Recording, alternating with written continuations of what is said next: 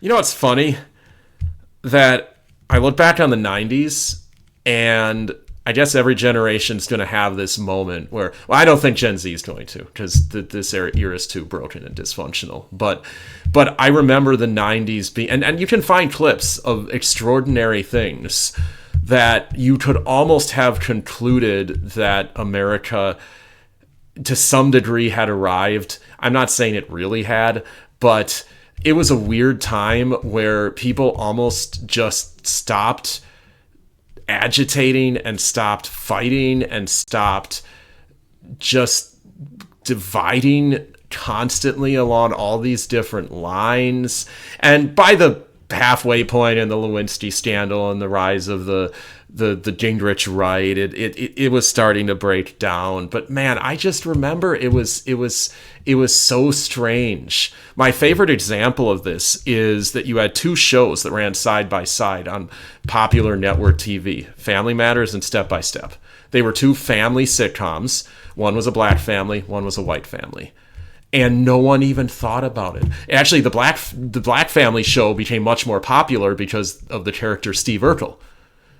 And yeah, but no one even thought about, this is redressing grievances. Now the black people are getting their due or whatever. Honestly, it was just Americans and an American story and funny American characters, and then there was another show with more Americans.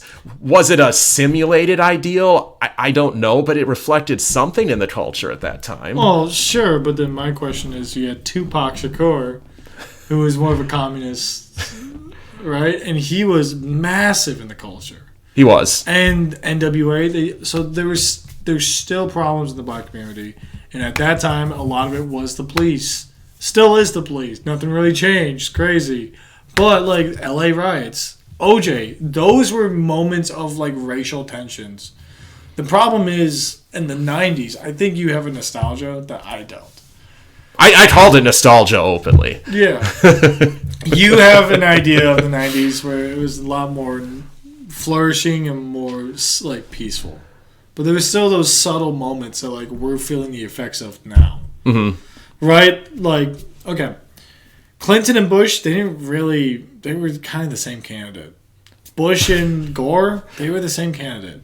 Like, this is the problem with these systems, is there was a lot of economic problems occurring and still are occurring. We're just feeling more of the effects now of, like, the wage gap. And I'm not even talking gender wage gap, like the wealth gap as a whole. The elite and then everyone else. Those started out in the 90s.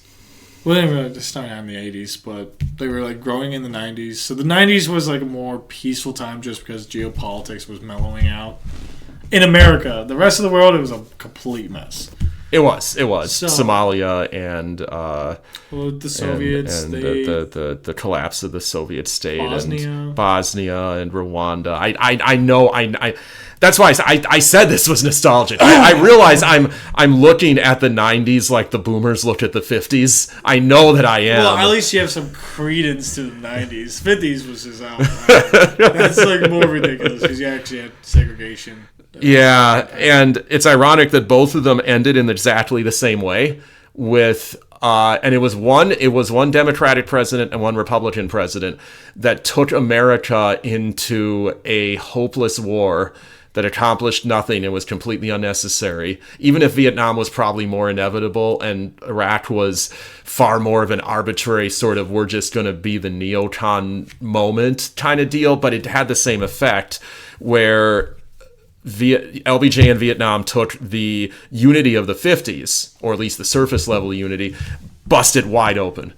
And Bush took the unity of the 90s and shattered it into pieces. Well, I think there's a lot more complexity to that than meets the eye.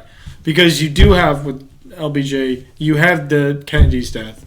You have that moment when he can, like, kind of bring about the nation, and for the civil rights bill especially, him